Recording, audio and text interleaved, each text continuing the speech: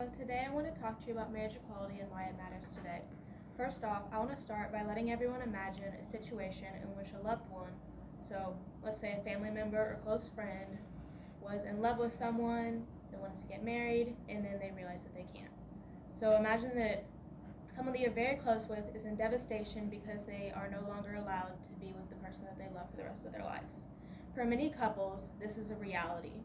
For many LGBTQ couples, this was a big reality until 2015 whenever we abolished it everywhere.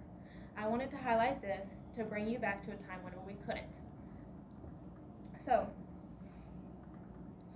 I believe that marriage equality should be legal for everyone. Everyone should be allowed to marry. However, I think that we should have some reformation in order to satisfy some other groups, such as religious groups, and that's what I'm going to be highlighting today. First off, I'm going to be talking about why we need to have a change. So, oppression between religious communities and the LGBT community and controversy there. Secondly, I'm going to be discussing solutions, so what we can do to fix it. And then last, I'm going to ask you to visualize a time in which there's no marriage equality. So, I want to invite everyone to put aside their controversial beliefs on this topic and listen to me give this speech. So, first of all, I believe that LGBTQ people are discriminated against sometimes by religious communities and church communities, and vice versa. So, first of all, from the Pew Research Center, I want to pull something from an article that was about opposing and supporting with religious communities. It said, quote, 61% say that there is a conflict between their beliefs and homosexuality. 51% perceive a lot of conflict, and roughly 1/3 of less frequent church attenders, 34%, feel that there is such a conflict. 64% do not. I thought that this was important because it highlighted how many people that go to church and that are religious believers see controversy between their beliefs and the beliefs of the LGBTQ community. Secondly, I want to talk about a study done through the Brigham Young University in 2015 about conflicts, once again, between homosexuality and religion. It said, quote, in one study, 72% of Christian organizations condemned homosexuals and labeled homosexuality as an abomination.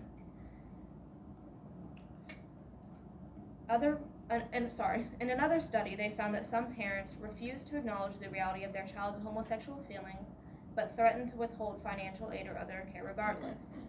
One participant stated, you wish you could just go to church sometimes and not be afraid of just being told what a horrible person you are. I liked this source specifically because it highlighted a few different things. So first of all, it discussed your relationship with your parents and how religious parents see their homosexual children and how that can affect. I also wanted to talk about this participant that said you wish you could just go to church sometimes and not be afraid of just being told what a horrible person you are, because I thought that it really allowed you to see what some people think. Third, I want to talk about the American Psychological Association and parent rejection.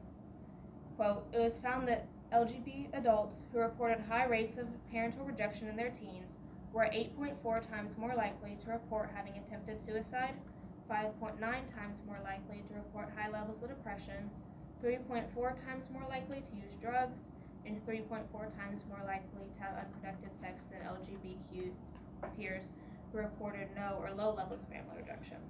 I also thought this was important, just like my last source, because it talks about how your family really relates to homosexual issues. So moving on, I now want to talk about my solutions, so how I believe that we can fix this problem. First solution would be to change nothing. Right now, gay marriage is legal, and it was made legal in all 50 states about 5 years ago. While this is a good solution for right now, in the future it's not going to work out very well because there's going to continue to be hate from both sides, from religious sides and LGBTQ sides who don't agree with each other. My second solution, the one that I believe is a better choice, is to, instead of making no change, to do a civil union contract to replace traditional marriage.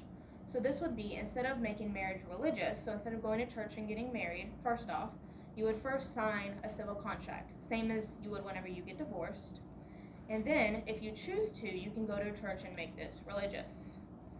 In a source that I found from ACLU, this is the American Civil Liberties Union, about why marriage equality matters, it said, quote, "Civil marriage involves a legal contract between two people. Equal access to legal marriage does not affect the right of religious institutions to decide whom they will marry. No church or religious organization will be required to perform a marriage ceremony for a same-sex couple, nor will anyone move their religious beliefs." This is a solution that won't make every single human being happy just because there are loopholes, but overall, it's going to allow for both sides to compromise and work together. So, third, I want to talk about visualization.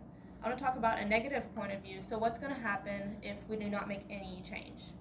For this, I want to go back to 2012, in a time where gay marriage was not legal.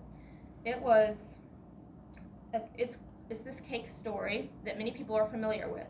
These two people, a gay couple, were planning on getting married, and they went to go get a wedding cake. The shop owner, upon hearing that they were gay, refused his services to this couple.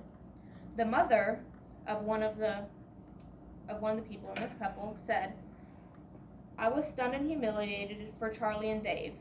It was never about the cake." She couldn't believe that a business would be allowed to turn away people because of whom they are or whom they love.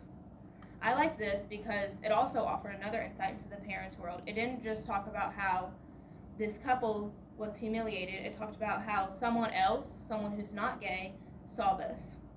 So, in conclusion, I believe that all people should be allowed to marry equally. There should just be some reform. I talked about my dissatisfy, so why I believe that there should be a change, my solutions, so what we can do to fix it, and then my visualization, so what we can do so what's going to happen if we do not fix it. My call to action to you all, what you can do to help fix this is you can contact your local state representative and ask them or recommend them to draft a bill, which they will introduce in Congress, about civil liberties union. I think that this is going to help everyone be able to compromise better, and in the future, maybe we can look back on this and see how we work together on this issue. Thank you.